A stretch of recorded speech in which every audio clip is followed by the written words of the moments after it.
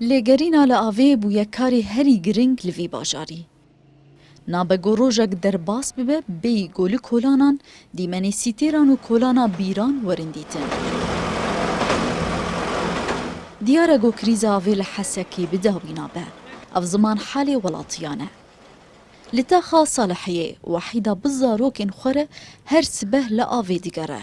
Ji ber karînên wê tuneye her du rojan bi 5,000 avê bikire. Wehîda dibêje, jê zehmettir tuneye got di demsala havînî de mirov bê av bimîne.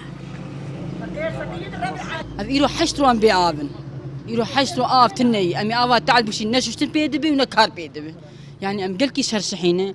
Îca ya Rabbi hema em dixwazin ya Rabbi hema helekê em mirin ma ne bes qeyma. Ma em ê bikud birim çol jî nemane. Weda tune mêrik amil e. Ser motor dişiğul amil e. Koma kufletê. Evane xweş e. جامع ام تخوازن يا ربي هما حلكي بكي خوي تعالى تشكي هما الحالي ما بنا ولا عمرن ام شرشحين يا والله مشرشحين يا ابو ام بيافن اف تنيه ام حضرت افينه ام كومك عيال كسكت نقطك ابن ما صار جد الريد قرم يا ابو كافي بدل ما صار جامع ببازح حضاره ببيس حضاره ايش حقي خلق فقير وفقار وخلي ميتار الفاندر تشوشك حالك بينش حضاره دخل كوفيتي خد عايشين Tevî godesteya avê û heyvasorî Kurd avê li malan belav dikin lê ji ber mezinbûna bajêr û hejmara kêmiya sîtêran av naghêje hemû mal û taxan.